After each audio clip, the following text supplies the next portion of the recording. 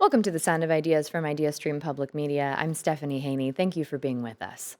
Ask any resident of the region to name Northeast Ohio's true gems, and they are likely to cite University Circle. Have a friend or family member visiting Cleveland, and you might recommend they stop by the Art Museum, see the Cleveland Orchestra at Severance Music Center, or take in the plant life at the Botanical Gardens. But giving them directions on how to navigate through University Circle, find parking, a place to eat, that's another story. Connecting the Circle is a long-term plan recently unveiled by University Circle Incorporated, aimed at improving how people move through and experience the district. It also seeks to improve safety and major traffic concerns. We start the show today looking into this new plan and how it may change the landscape of the Circle.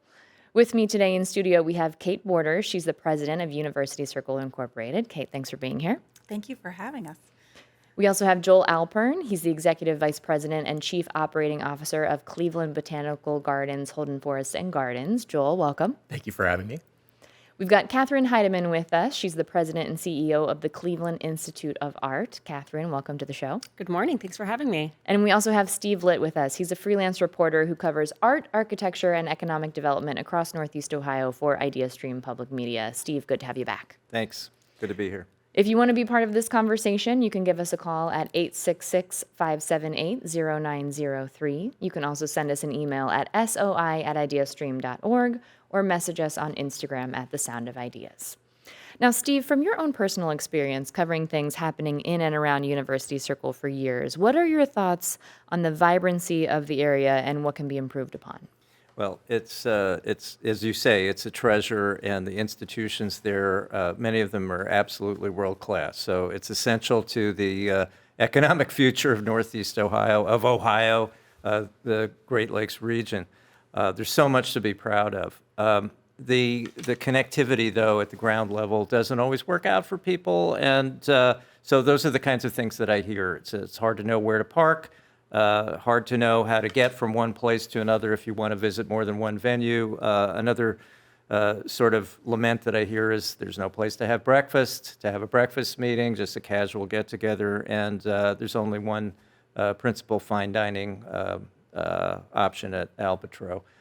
Those are some of the things. But I think what the plan is about is fixing some problems of long-standing that date way back to the beginning of the automobile era when University Circle grew up around this very robust get 'em in, get 'em out highway traffic pattern that has created some intersections that are less than safe for pedestrians and cyclists. So those are some of the things that I think are going to be addressed. It's an exciting plan, and I look forward to seeing what happens next. Now, Steve, you were just talking about a lot of history related to University Circle and why and maybe is the way it is.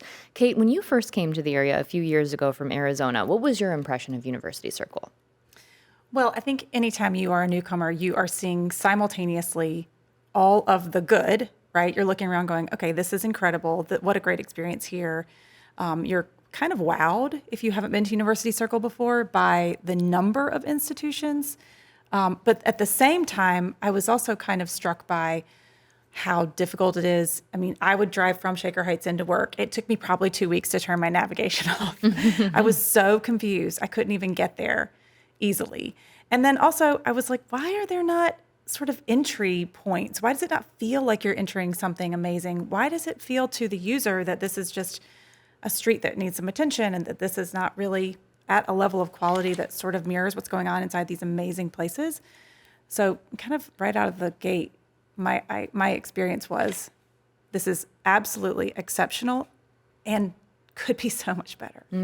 That exceptional piece of it is, I think, something that some people might get caught up on and think we've got all these great cultural institutions right here, museums and attractions. What improvements could possibly be needed? So, Kate, I want to ask you how UCI came to approach the need for planned change and reimagining this area.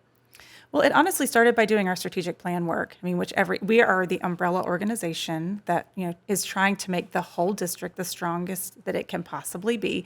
So each of these institutions, we have 2 represented here today, can focus on their missions. They can look at the work that they need to do for their respective audiences and be excellent in that space. And if somebody's looking out for the greater good, then it kind of relieves the pressure on them. They don't have to worry about, hopefully, if we do our job right, they don't have to worry about the condition of the streets in front of them or the walkways or, the traffic congestion. Someone else is looking out for that. And that's sort of our goal, is how can we move more kind of robustly into that space. So doing our strategic plan, we did a lot of listening, and we heard what people wanted in the space and where their challenges are, where they get to a corner and they're like, oh, this is awful. I don't even want to cross the street here. Kind of real problems that people see. And we started to look at how we could address them. And one of the biggest things was we have a physical challenge. Like, the public realm needs a lot of work. And so we decided to take on a master plan. And is that what you would refer to as the in-between spaces? Yes. Those spaces that need a little bit of love? Yes. Okay. Now, Catherine, the Cleveland Institute of Art is at the edge of University Circle. Can you talk about your time there and, from your perspective, what you see the needs of the district being? Sure. So I've been president of CIA for about 4 years now, and I'm finishing up my 7th year at CIA and in Cleveland. So I'm a transplant as well. Came in with similar impressions as Kate had mentioned.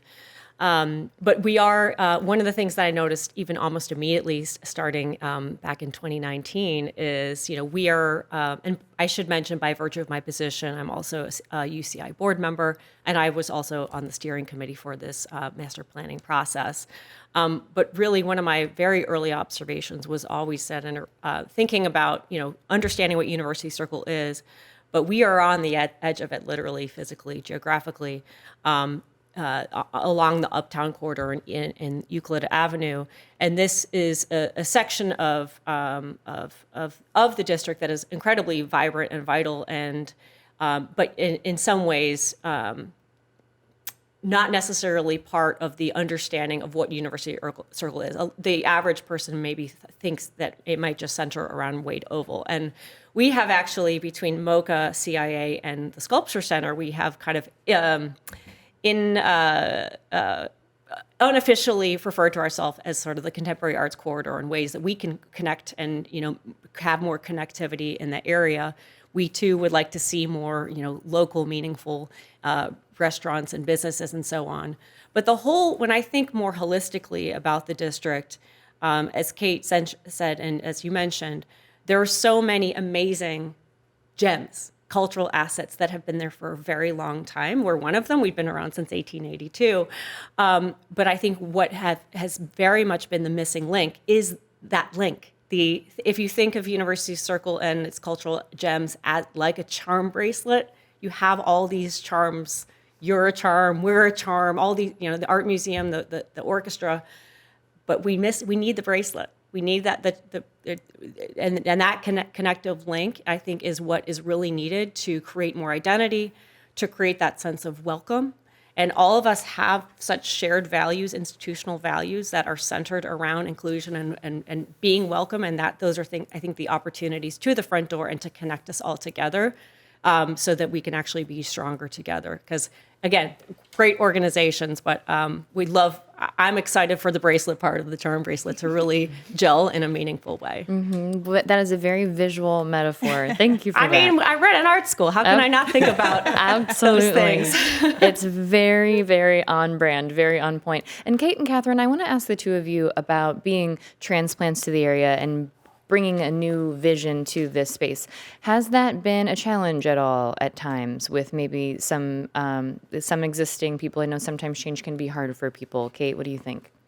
Absolutely. I think even if you're not a transplant, if you go and experience things, this is why I tell everyone to travel, right? You have to travel. You have to keep seeing what's happening around the country, around the world, because those ideas are, we can beg, borrow, and steal anything from anywhere, right? And I think it is a challenge to get people to re-envision what something can be if they've experienced it for a very long time in a certain way. And sometimes there's an emotional connection, right? People are like, I did this as a child with my family or and so this emotional tie makes them not want to see that thing change. So you have to have a lot of those conversations when you're a transplant. And I mean, I've done this, I've been a transplant multiple times, and I've seen that happen. It's a kind of a normal experience, right? So yeah, I definitely agree. What do you think about that, Catherine?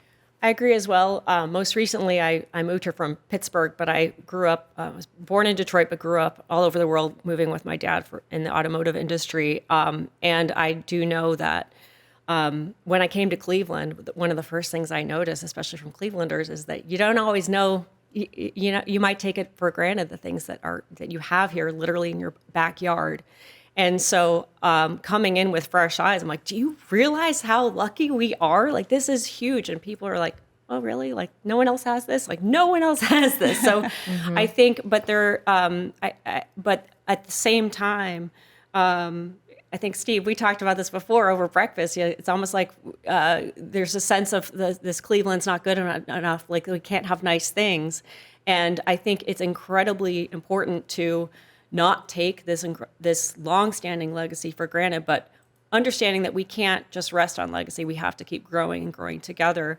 And this is a huge asset, and so many exciting things are happening in Cleveland right now, and University Circle is certainly part of that. But having that perspective, I agree, traveling, seeing what you have, seeing what you don't have, learning and continuing to find those, see ideas other places, be inspired, but figure out really what works best for us here. Because and being that, I think, what helps you be a really responsible steward of the place, to have perspective. R&D, rip off and duplicate. Yep. That's what it really We do stands it for. all the time. Credit where credit's due. Okay, Joel, the botanical gardens are really centrally located within the University Circle area. Several museums just a stone's throw away from there.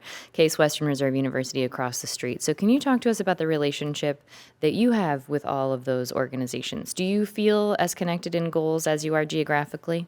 Oh, absolutely. So I'm, unlike Kate and Catherine, I've really spent most of my adult life in the University Circle area. Starting out as a student at Cleveland Institute of Art.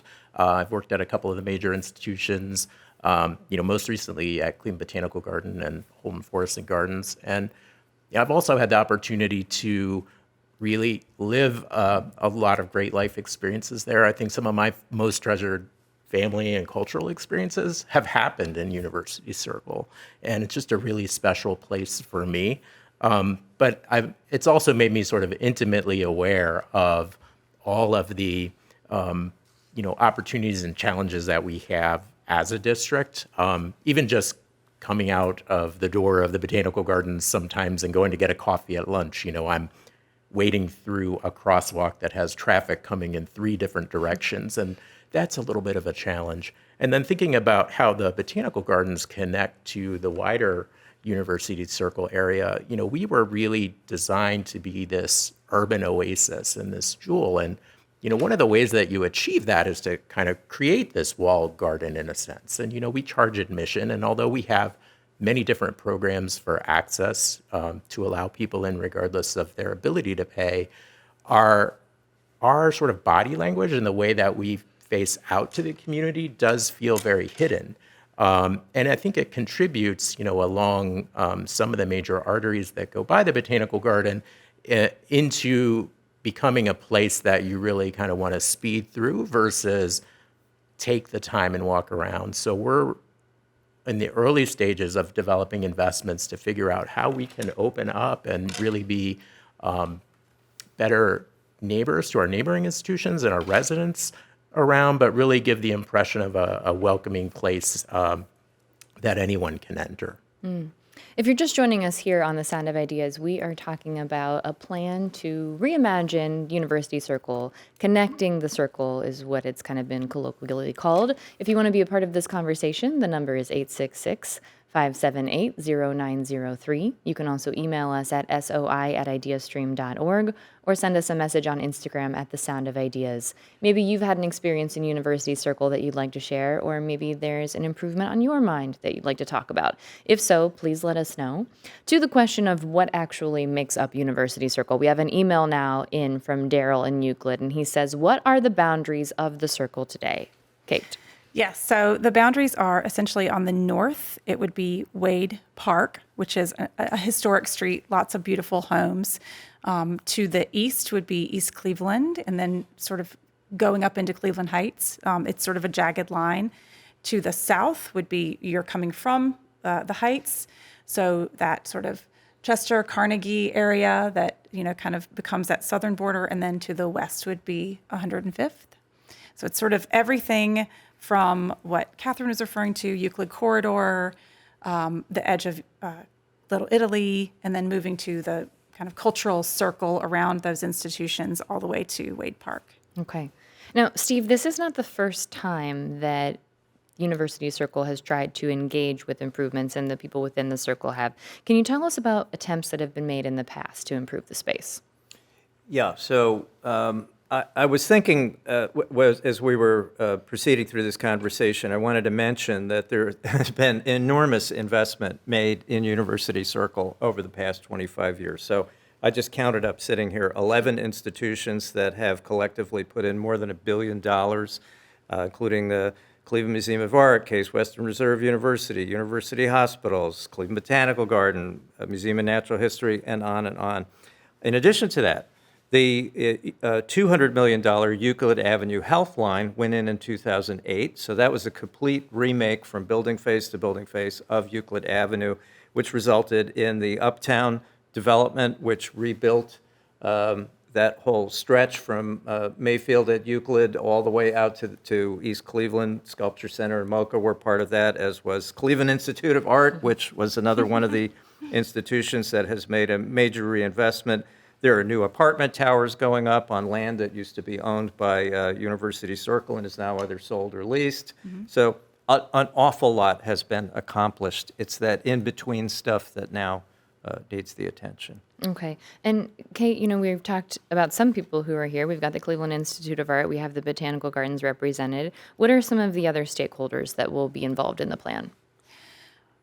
Really, there are so many. I mean, of course, as Steve just mentioned, the Cleveland Museum of Art, the Natural History Museum, the Western Reserve Historical Society, which is also the Cleveland History Center, Severance Hall, where the orchestra performs. We have some smaller nonprofits that also kind of add to the fabric of the area. Everything from health, like the centers, or Max Housing, or just so many institutions that are pursuing innovation in their own fields and in their own industries. And when I first came here, I was blown away to even know about the death examination work happening at the Cuyahoga County Medical Examiner's Office. I mean, there's sort of this excellence happening in every pocket of University Circle. Some of it's blatantly obvious, like obviously, our largest institutions, Case, the Art Museum, et cetera.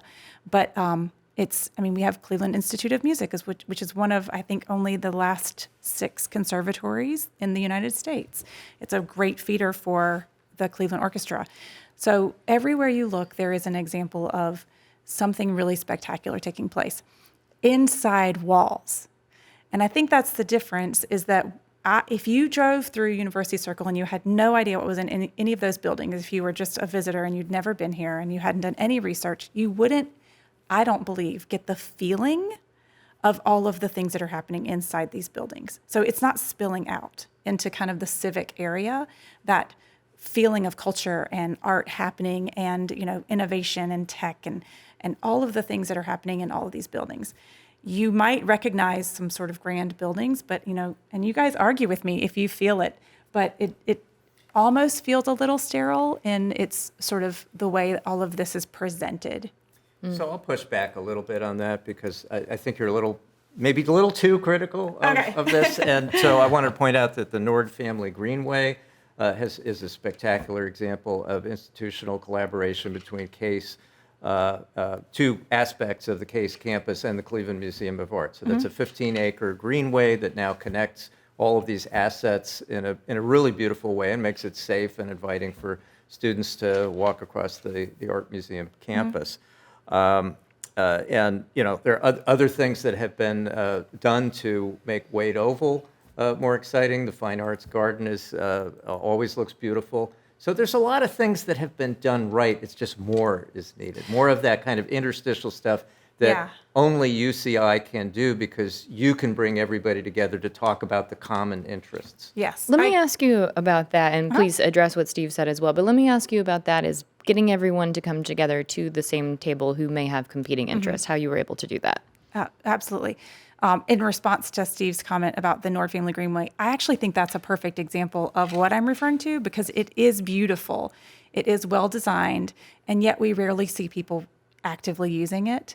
And so we need to look in the future at how do we program things differently? How do we kind of create more access? Because even though I think we've created a lot of beautiful spaces, and you're right, we have many of them, but they don't yet feel vibrant and activated. And that's sort of the next step is how do we get to that?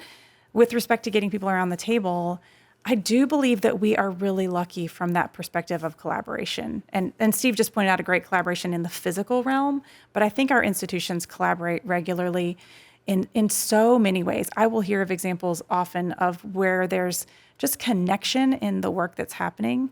It's the only barriers to even more collaboration is simply the time and the capacity that people have. But I genuinely believe there's interest from all of our institutions to be part of this plan.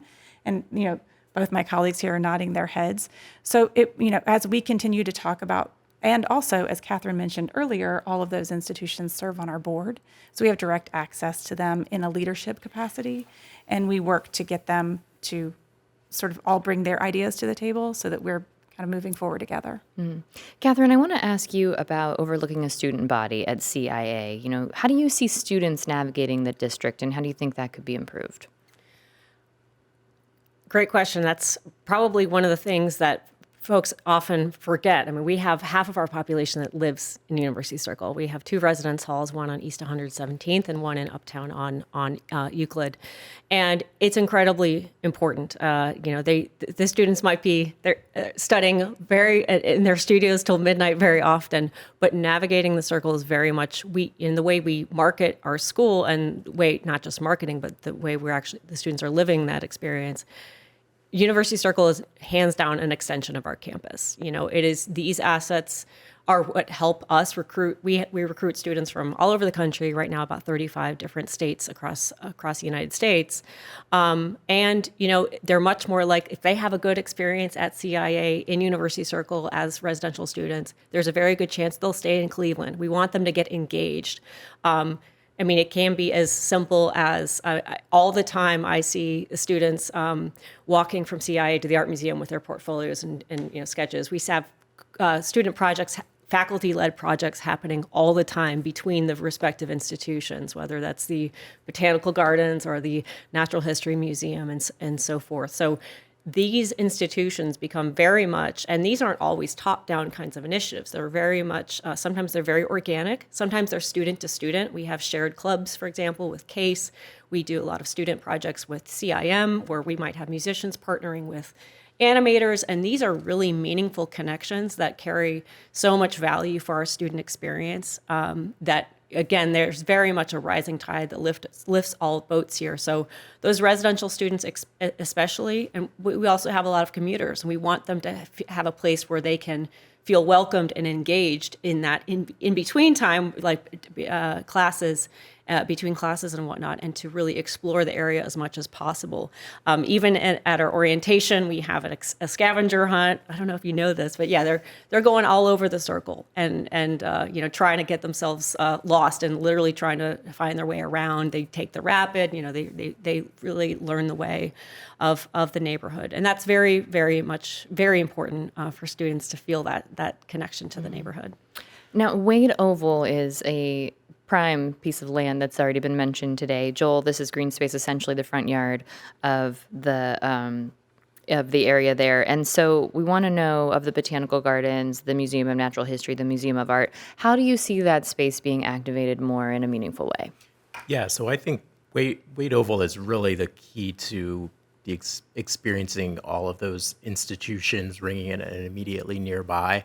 And I think that there's many opportunities through programming and some of the events, really successful events like Wade Oval Wednesday that already take place, that with some investment in some of the infrastructure that this master plan that University Circle has put together will help facilitate, can really, I think, bring those experiences to a lot more people and allow the spaces to be programmed more and more throughout the year. So that's, I think, an excellent piece. And I think the other part that really excites me as well is to put in some more basic amenities within the Wade Oval Park environment, whether it's restrooms, places to play, sit, get some shade, I think are going to be really important for visitors. And I know it's something really important even just when my family goes down there and, my daughter looking for places to play or hang out. So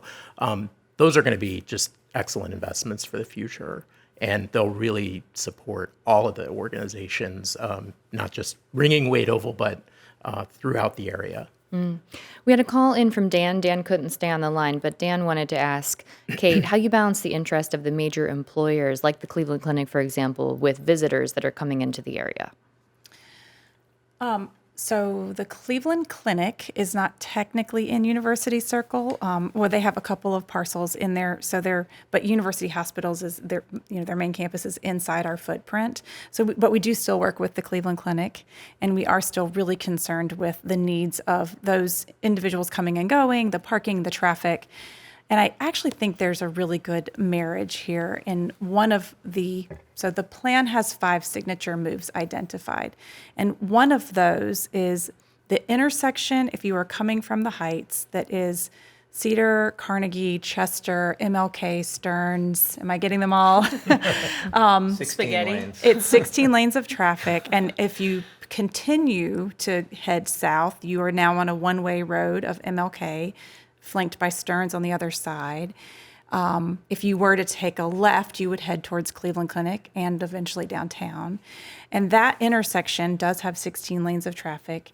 There is a really prominent bike lane, biking pedestrian path named the Harrison Dillard Bikeway that runs right through that intersection and needs a lot of love because it is definitely not safe right now.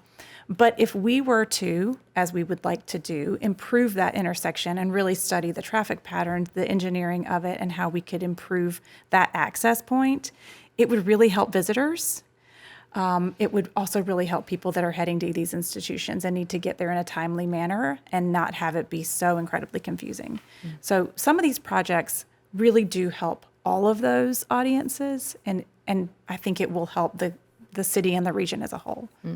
Steve, I want to ask you about the neighborhood surrounding University Circle, and it's butted up against some of the poorer neighborhoods in Cleveland, particularly Black and brown communities. So what do you see needing to happen to respect those spaces? Well, there's a lot of history here, and don't have time to get into all of that, but it's sort of, in very broad strokes, the initial mission of University Circle, Inc., University Circle in its earlier iterations, the institutions, et cetera, were to sort of assemble land for expansion. That happened during the highway era, so a lot of the commuting routes that we've been talking about were sort of carved through the neighborhood. A lot of things were taken and erased. And so what you're seeing now is a realization that, hey, we need to rebuild and reconnect to our surrounding community. And there are folks there, I've heard this story told many times, that children could go to school at the Cleveland School of the Arts and not realize that the Cleveland Museum of Art is just right that way. You can point your finger at it. So those kinds of connections need to be made, and I think they are. Institutions have really focused a lot of education programs, welcoming, diversifying staff, et cetera, to make people feel more welcome. But the actual physical connections need to be accomplished, as Kate was describing. There was a sense that the institutions were all interior focused and turning their backs to the neighborhood. And you can see a whole bunch of projects now where, including Nord Greenway and the new research building going up at Case, that are more outward facing. So all of that is good, more of it is needed. Let's talk about the financing of this as we kind of start to wrap things up here. Big scale project. What do you see for the future for the funding of this? Any challenges?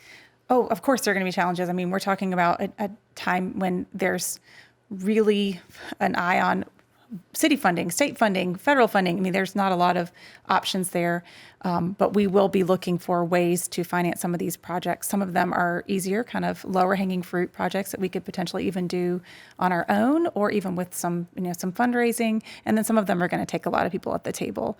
And luckily, in our initial conversations, we have a lot of interest in most of these. And the access and equity piece that you just asked Steve about is a thread that runs through the whole plan. And how do we connect people to these incredible gems that exist? It should be that these are available to everyone to experience, to learn and grow from. And so everything from the Harrison Dillard Trail, which is a bike walking path that connects neighborhoods into the circle, to improved roadways, improved signage, getting people to, navigate the space in a way that makes more sense, like basically just looking at the human experience, no matter how you're approaching it, on a bike, walking, on a car. And the funding piece, I think we will have to take in very specific chunks. If we decide to do some sort of play structure in Wade Oval, well, who's interested in funding that? But we are putting together kind of a broad plan of these are all the components, and these are where we believe we could go to get funding for each one, and who will need to be at the table. We can't do very few of these can we do alone. It will take partners. Final question before we wrap things up here, Steve. What are you continuing to watch as you continue to cover what's happening with University Circle now with this plan? Well, all of the institutions continue to do great stuff, so there's all of that. But I think, as Kate was describing, what I'll be looking for is seeing the economic argument that you make to justify all of this. It's a human experience, of course, but to really make the most of these treasures, which are just so incredible, we really need to build on this, keep the momentum going, and that's what I'll be watching for. All right. I want to thank our panel for the time today. Catherine Heidemann, President and CEO of the Cleveland Institute of Art. Thank you. Thanks for having me. Joel Alpern, Executive Vice President and Chief Operating Officer of the Cleveland Botanical Gardens, Holden Forest and Gardens. Joel, thank you. Thanks for having me. Kate Borders, President of University Circle Incorporated. We appreciate it. Absolutely pleasure being here.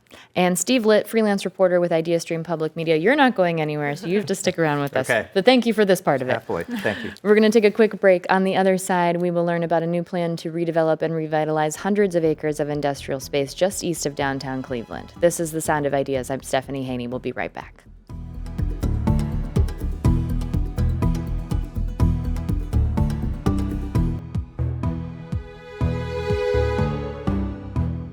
You're with The Sound of Ideas from IdeaStream Public Media. I'm Stephanie Haney. Thank you for staying with us. Moving through Cleveland's east side, you're reminded of the city's industrial past, now a bit of a shadow of what once was. Through the Midtown area and neighborhoods like Fairfax, Central, and Huff, you'll notice factory after factory, many now vacant and in various stages of disrepair. Many city blocks there are overgrown, used as industrial dumps, butting up next to once vibrant neighborhoods. Decades of white flight, disinvestment, and sprawl have left a hole near the city's urban core. But the City of Cleveland and the Site Readiness for Good Jobs Fund is now targeting hundreds of acres of land in this area, aiming to revitalize and transform this part of the city just east of downtown. It's called the Midline Project, and we'll spend the rest of the show today digging into what it will take to accomplish its goals. With me for this conversation, we have Brad Whitehead, Managing Director of the Site Readiness for Good Jobs Fund. Brad, welcome back to the show. Thank you. Good morning. And staying with us for this conversation, we have Steve Litt, freelance reporter covering art, architecture, and economic development for IdeaStream Public Media. Steve, thanks for staying with us. Glad to be here. If you want to be a part of this conversation about the City of Cleveland's Near East Side, you can give us a call at 866-578-0903. You can also email us at soi@ideastream.org or send us a message on Instagram at The Sound of Ideas. Now, Brad, can you tell us a bit about the work that your organization does and how it's approaching this area of Cleveland? Yeah, so I'm with the Site Readiness for Good Jobs Fund, which was stood up in August of 23 by Mayor Bibb and Cleveland City Council with the express purpose of bringing disinvested industrial land back into productive use in the city of Cleveland. When Mayor Bibb came into office, there was exactly one piece of property in the entire 77 square miles that is Cleveland that was shovel-ready. So if a company said, look, I want to come and set up in Cleveland, we had to tell them, hold that thought. We've got to go gather some land and you'll have to wait to get it ready, which meant we were missing out on opportunities.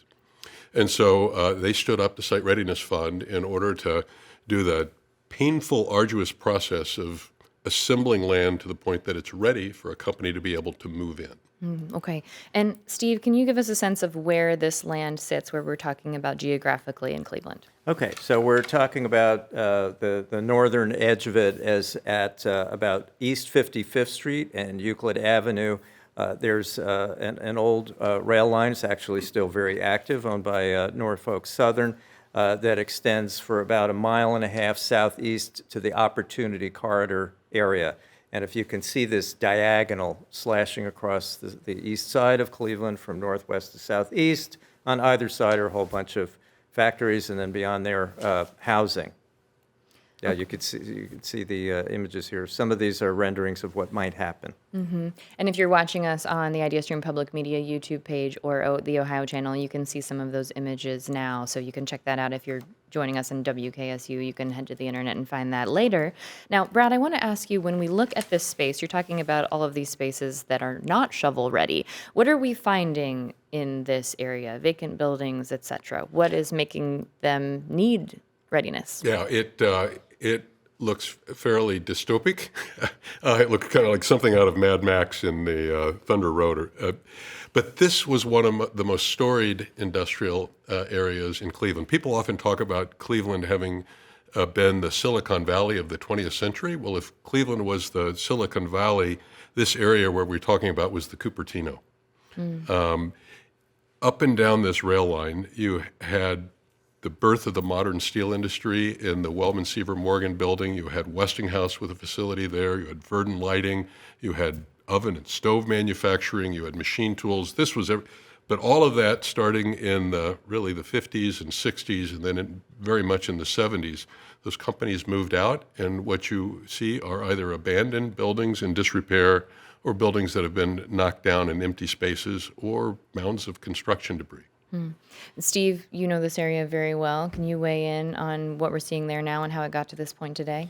Well, what you're seeing is the end result of decades of disinvestment, redlining, the industrial decline that Brad was talking about. And, it's kind of a hollowed out husk of what it once was. There are actual buildings in a state of ruin there. And some people like to look at that because it looks like ancient Rome or something like that. And, in that sense, it's the beauty of decay, right? But that's not what we want for our city, our economy. But we need to have revive this idea of you could live in a neighborhood, walk to a good, clean, safe job, where you can support a family, and that's what this project is all about.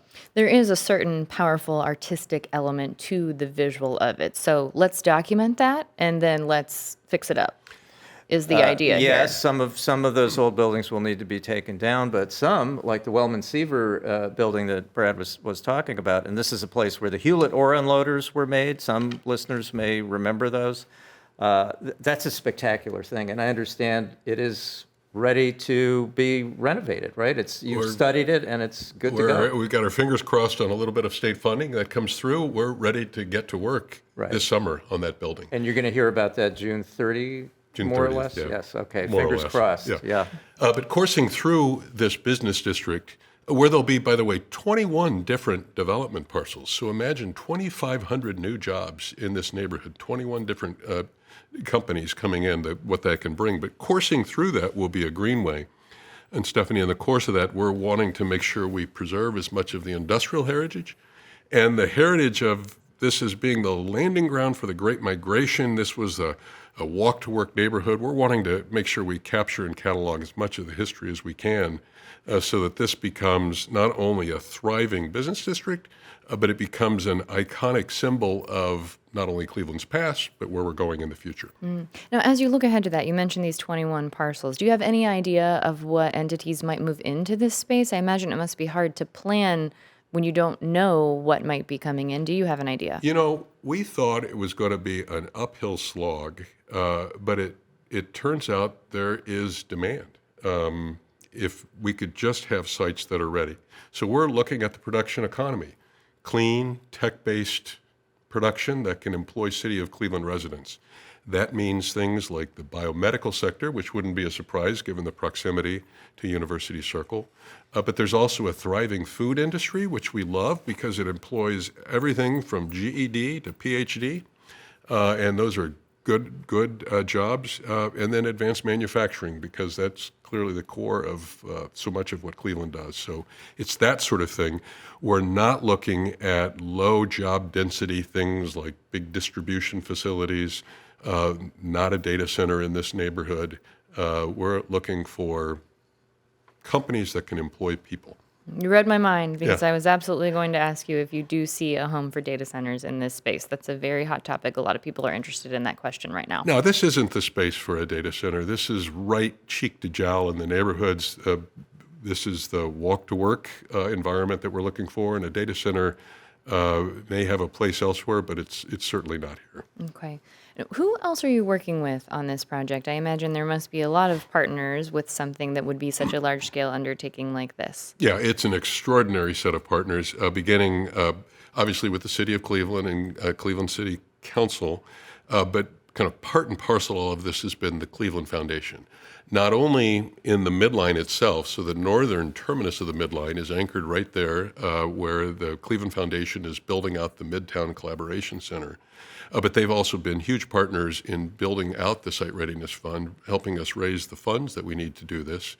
We have a deep partnership with the County Land Bank, provides all sorts of fiduciary tools and legal tools that ease the work. Jobs Ohio has been a fabulous partner in all this, as has been the Ohio Department of Development. Cuyahoga County, as you can imagine, it's across the board. Working tightly with us on the Greenway has been Land Studios, which does public spaces.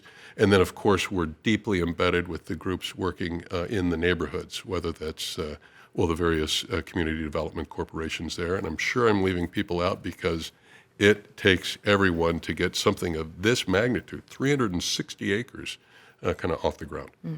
Steve, I want to ask you about something that you mentioned just briefly at the start of this conversation. The area has seen historic divestment, redlining, those kinds of things. So how do you hope this project addresses those economic and racial issues that have really been an issue for parts of Cleveland? You know, the future really depends on how we use our land and people. And this is sort of a depopulated zone of the city, and as I mentioned, it's maybe not the most attractive or safe-looking place to be. As it is, it represents an enormous waste of land that we have right in the center of not only the metropolitan region, but the east side of Cleveland. And as long as we let things molder, it's sort of a negative force that propels people outward. So there's a relationship between sprawl and loss of jobs and tax base from the city of Cleveland and the fact that we don't have land ready for redevelopment. This project is aimed bullseye at solving that problem. I think it's one of the most important initiatives we have underway in Cleveland right now. If you're just joining us here on The Sound of Ideas, we are talking about a revitalization project that's underway for the Near East Side of Cleveland called the Midline Project.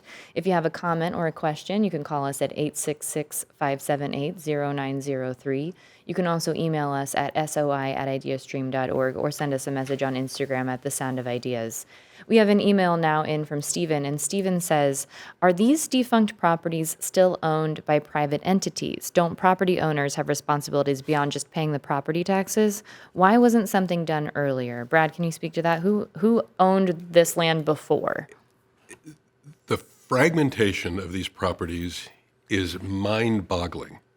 There's one site where we're working where it's 35 acres. And you say, my goodness, a 35-acre parcel, 2 miles from downtown, 2 miles from University Circle. What a wonderful thing. It turns out it's not one site. It was 135 different parcels. Some of those were in foreclosure, and we got them out of sheriff's sale. Some were donated by landowners. Some we had to get private investigators to find out who, in fact, did own it, and worked closely with the Ohio EPA to exercise environmental liens. You can imagine every different kind of tool that has to be employed here. And yeah, if we can go after some folks to make sure they're responsible for this, we can. But so often this stuff has been bought and sold and bought and sold and bought and sold so many times over that sort of getting yourself back to the original culprit is next to impossible. They probably don't even exist. And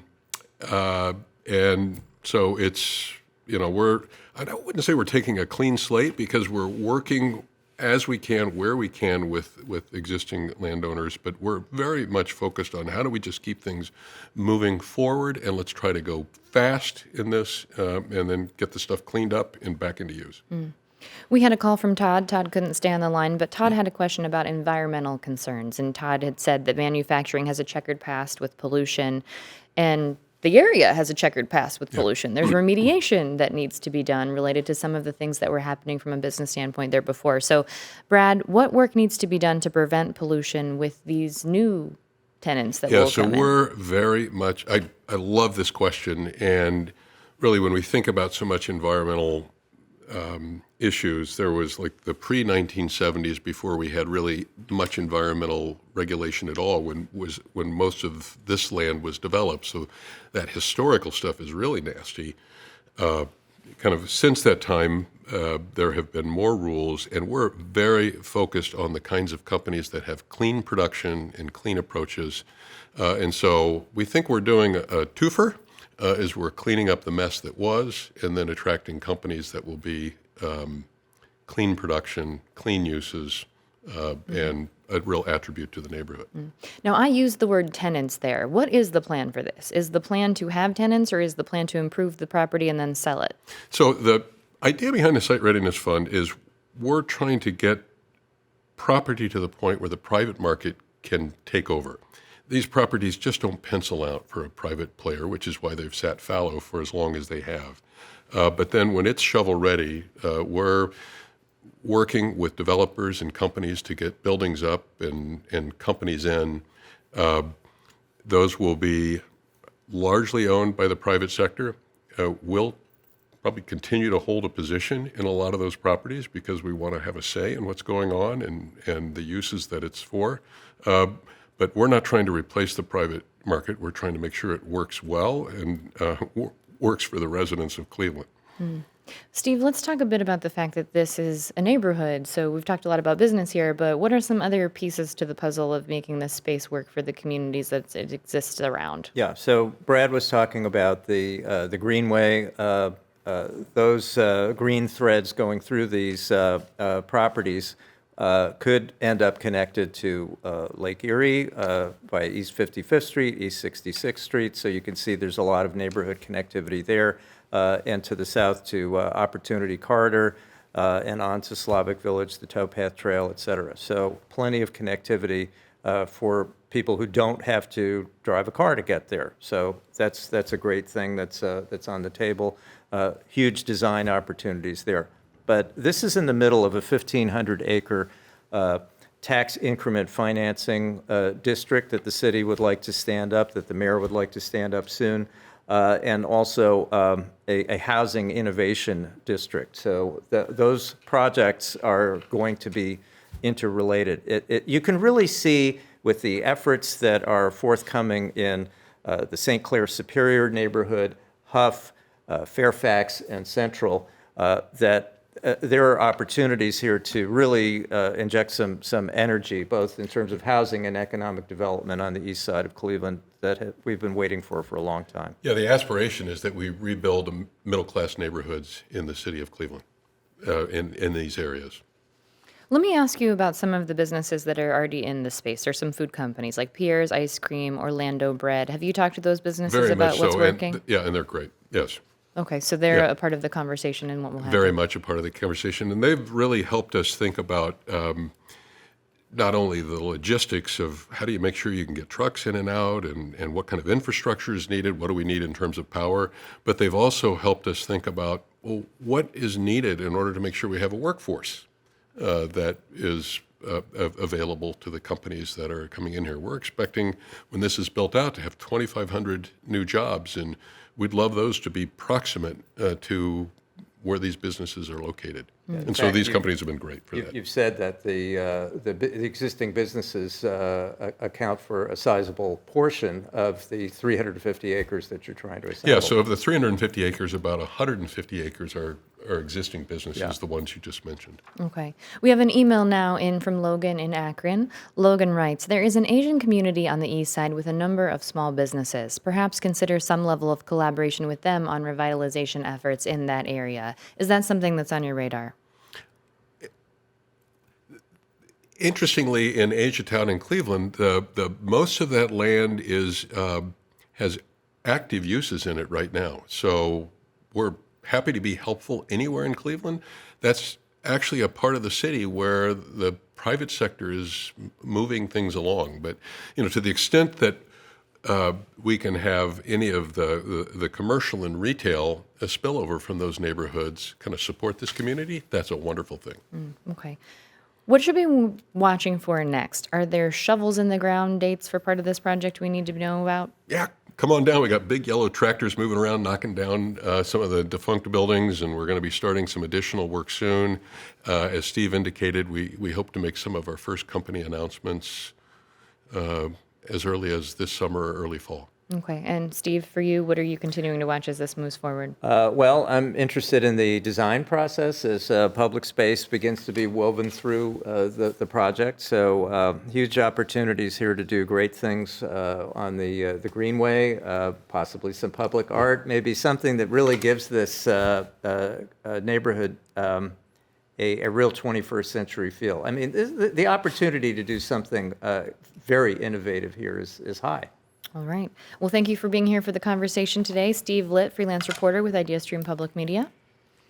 And also Brad Whitehead, managing director of the Site Readiness for Good Jobs Fund. Thank you for the invitation. We appreciate it. If you missed any part of today's show, you can hear a rebroadcast tonight at 9 on 89.7 WKSU, and you can find every episode of The Sound of Ideas wherever you get your podcasts and on the IdeaStream Public Media YouTube page. You can get the last word on today's topics by emailing us at soi@ideastream.org or sending us a message on Instagram at The Sound of Ideas. Last Thursday, we talked about the vibrancy and the food scene of the Flats, and Judy from Old Brooklyn sent us this message. I was amazed to be on the east bank of the Flats a couple weeks ago. It was a sunny day, and we wandered on lovely paved walkways, seeing folks on patios. It looked like we were in a resort area. This is especially funny because I belong to the Cleveland Dragonflies, and we paddle twice a week on the river out of Merwin's Wharf, but we're too busy paddling to see details on the bank. Thank you for that message, Judy. Maybe you'll hop up on the bank next time. Tomorrow on The Sound of Ideas, as the weather warms up, we will learn about heat-related heart concerns, and we will also hear an exit interview with Ohio Attorney General Dave Yost. I'm Stephanie Haney. Thanks for keeping the conversation going. We'll see you back here tomorrow.